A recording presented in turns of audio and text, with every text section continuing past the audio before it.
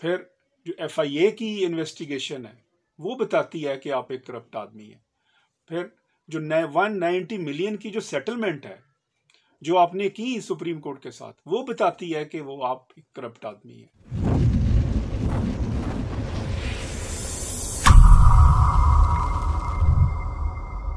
Human rights PK में मैं हूँ आपका होस्ट इश्तियाक चौधरी। नाजरीन, ह्यूमन राइट्स में आज बात करेंगे royal court of justice UK की उस जजमेंट के बारे में जो गुज़श्ता रोज़ रॉयल कोर्ट ऑफ जस्टिस ने डिलीवर की पाकिस्तान के बिजनेस टाइकून मलक रियाज साहब और उनके साहबजादे के बारे में, जिसमें उन्होंने होल्ड किया कि मलक रियाज साहब का जो UK में स्टे है और UK में जो वीज़ा है और उनका जो दाखिला है UK में, ये पब्लिक गुड के अगेंस्ट है, ये मफाद आमा के ख़िलाफ़ है। ये जो अवाम है, ये जो पब्लिक राइट्स है वहाँ पे, ये उनके ख़िलाफ़ है और ऐसे शख्स को जो है वो बरतानिया के अंदर एंट्री नहीं दी जा सकती। ऐसा क्या हुआ कि इतना बड़ा बिजनेस टाइकून और जिसको पाकिस्तान में हर जगह जाहो मनसब मिलता है, इज़्ज़त मिलती है, बड़े बड़े जो यहाँ पे जो प्रेसिडेंट ऑफ पाकिस्तान रहे वो उनके दस्ते रास्त रहे, प्राइम मिनिस्टर के दस्ते रास्त रहे और बड़े बड़े जो पॉलिटिशियन हैं वो उनके आगे पीछे फिरते हैं, और लेकिन ये UK की अदालत ने ऐसा क्यों और क्यों कर जारी किया। और एक और इम्पॉर्टेंट चीज़ है कि आपको हैरानी होगी कि जिस एविडेंस की बुनियाद के ऊपर, यानी कि जिस एविडेंस की बुनियाद के ऊपर finally supreme court of Pakistan ने मलक रियाज साहब को पैकेज दिया कि वो 462 अरब जमा करवा दें और बहरिया टाउन का जो ये 2000 कनाल से ज़्यादा जो रकबा है वो औरंगी टाउन का वो हासिल कर लें। और जो evidence supreme court of Pakistan में मलक रियाज साहब के हक में हुई, उस एविडेंस की बुनियाद के ऊपर जो है वो UK की रॉयल कोर्ट ऑफ जस्टिस ने उनके ख़िलाफ़ फ़ैसला दिया। ये एक नई जूरिस्प्रूडेंस जो है वो हमें देखने को मिलती है। देखते हैं जजमेंट के बारे में कि है क्या ये जजमेंट। हम अगर ये जो जजमेंट इस वक्त मेरे हाथ में है, आप भी देख सकते हैं पर्दा स्क्रीन के ऊपर कि रॉयल कोर्ट ऑफ जस्टिस है ये, और 3 मेंबर बेंच है ये, जिसमें lord justice Nicola Davies, lord justice Nugee, lord justice Snowden, और ये 3 जो जज थे, यानी कि 3 मेंबर ट्राइब्यूनल था जिन्होंने ये जजमेंट दी।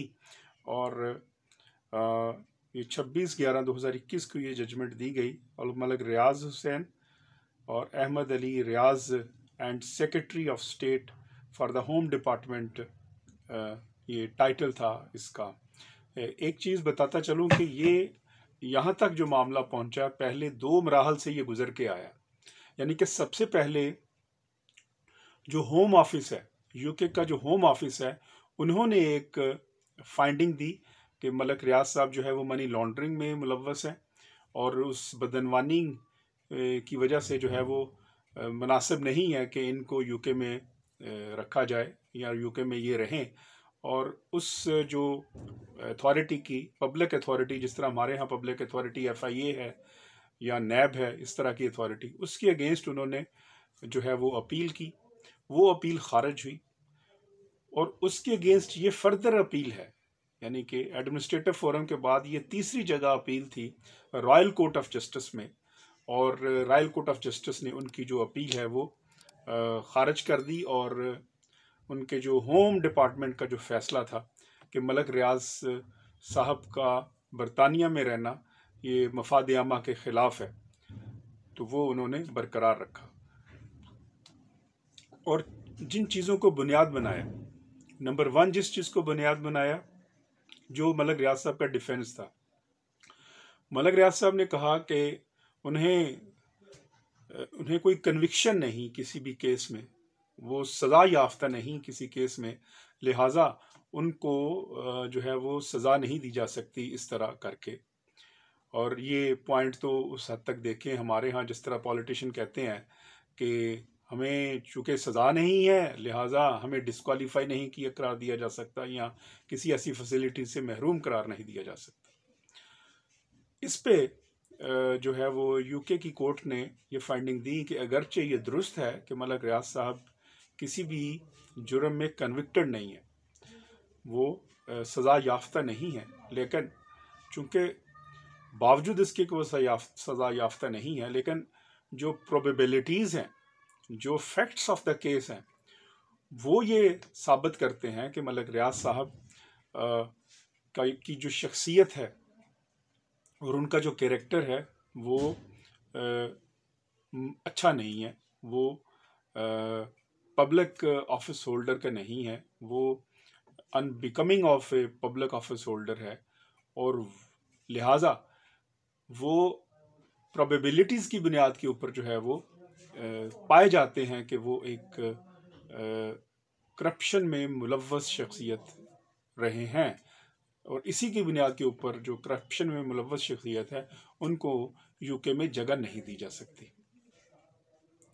इंटरेस्टिंगली यही आर्गूमेंट जब 2018 में सुप्रीम कोर्ट में था कि उन्हें कन्विक्शन नहीं है और लिहाजा जो है वो उन्हें जब कन्विक्शन नहीं है तो फिर उनसे डील की जाए, और फाइनली जो डील थी वो सुप्रीम कोर्ट ऑफ पाकिस्तान ने उनके साथ की।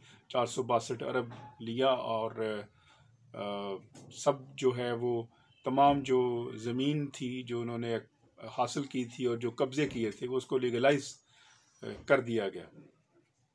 दूसरी बात जो थी वो जो नैब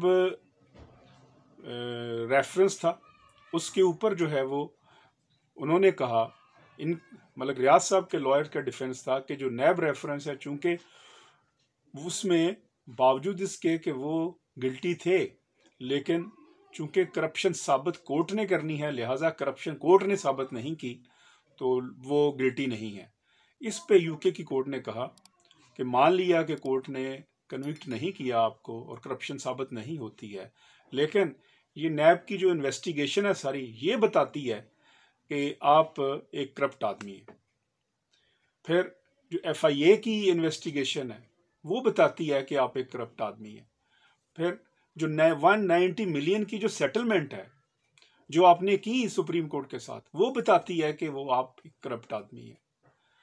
यानी कि वो तमाम शवाहद, वो शवाहद जो अगर पाकिस्तानी अदालतों में रखें तो मलक रियाज साहब उनसे बाइज़्ज़त तौर पर बरी होके आ जाते हैं कि जी आप एक नहायत अच्छे इंसान हैं और आप जो है वो फिर कोई दाग नहीं है किसी भी करप्शन का और आप कभी भी करप्शन में मुलव्वस नहीं रहे।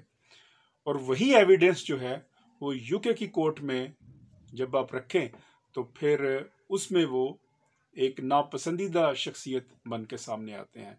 ये बहुत बड़ा क्वेश्चन मार्क है हमारी जूरिस्प्रूडेंस के लिए और हमारी अदलिया के लिए कि एक ही तरह की एविडेंस है और उसमें उन्होंने जो जुडिशल प्रिंसिपल ड्रॉ किए हैं royal court of justice UK ने, वो यकीनन इस वक्त जो है वो एक सिविलाइज्ड कंट्री में एक जुडिशियल जो प्रिंसिपल सामने आए हैं उनको अडॉप्ट करने की ज़रूरत है। वो रेलिवेंट लाइन पढ़ते हैं, वो बहुत इंटरेस्टिंग है अपने नाजरीन के लिए कि वो रेलिवेंट जजमेंट से वो रेलिवेंट लाइन क्या कहती है। I quote, in response to the letters I have taken into account, ये फाइंडिंग है जो जज की मैं आपको बता रहा हूँ, that these were not criminal proceedings and that the supreme court of Pakistan stopped short of making a finding of bribery. However, I consider that the majority judgments of the court provide strong support for the conclusion that Bahria Town, you and your associates benefited financially from the proceeds of illegitimate activities. इतना ही काफ़ी है कि आप और आपके जो associates हैं वो उन्होंने फ़ायदा उठाया है इलेजिटिमेट एक्टिविटीज से। तो इतना ही काफ़ी है ये साबित करने के लिए कि आप एक करप्ट शख्स हैं। इससे ज़्यादा हमें ज़रूरत नहीं है एविडेंस की, और यही कंक्लूड करने के लिए काफ़ी है। ये एक अहम सवाल है और एक अहम प्रिंसिपल है, जुडिशियल प्रिंसिपल जो हमारे सामने आता है, जिसको अडॉप्ट करने की ज़रूरत है और जिसको देखने की ज़रूरत है। हम खुद पाकिस्तान के अंदर, सब कॉन्टिनेंट के अंदर जो है वो इंग्लिश लॉ को हम फॉलो करते हैं और उसी को फॉलो कर रहे हैं। लेकिन क्या ही अच्छा हो कि ये जो नया जुडिशियल प्रिंसिपल सामने आया है कि ज़रूरी नहीं है कि आप किसी जुर्म में किसी को सज़ा होगी तो फिर आप जो है वो नापसंदीदा शख्स बनेंगे, बल्कि प्रोबेबिलिटीज़ के ऊपर भी जो अगर आपकी शोहरत भी अच्छी नहीं है तो इसका मतलब ये है कि आप एक अच्छे शख्स नहीं हैं। यही डेवलप करने की ज़रूरत है इस वक्त पाकिस्तान के अंदर।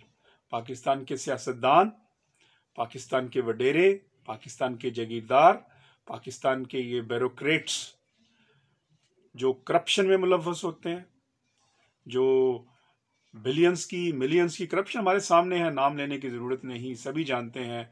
चीमा जो है वो उसके साथ क्या हुआ, किस कदर करप्शन की, वो फाइनेंस सेक्रेटरी जो थे बलोचिस्तान के, उन्होंने कितनी करप्शन की, जो मियां नवाज साहब के दौर में उनके जो प्रिंसिपल सेक्रेटरी थे, so and so on, a long list, unending list.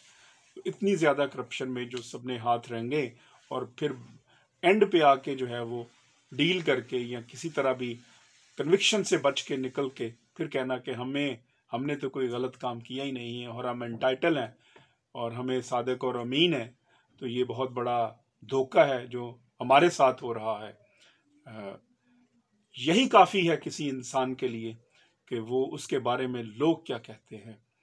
अगर यही प्रिंसिपल हमने अपना लिया अगर पाकिस्तान के अंदर और पाकिस्तान अवाम ने, तो फिर यकीन जानिएगा उस दिन पाकिस्तान के जो हम पॉलिटिशियन हैं, जो करप्ट पॉलिटिशियन हैं, वो सारे ये जो नज़र आ रहे हैं आपको, उस दिन के बाद ये नज़र नहीं आएंगे अगर इसी जुडिशियल प्रिंसिपल को हमारी अदालतों ने लागू कर दिया। फिर जो करप्ट ब्यूरोक्रेट है वो आपको नज़र नहीं आएगा। ज़रूरत है कि हम भी जो है वो ऐसे जुडिशियल प्रिंसिपल्स को अख्तियार करें और रूल ऑफ लॉ को इस हद तक अख्तियार करें कि फिर करप्शन नाम की चीज़ पाकिस्तान में नज़र ना आए। ह्यूमन राइट्स में मुझे इजाज़त दीजिएगा। अपना ख्याल रखिएगा। जाने से पहले ह्यूमन राइट्स को ज़रूर सब्सक्राइब करें, क्योंकि ये आपकी आवाज़ है। अल्लाह ने कहा।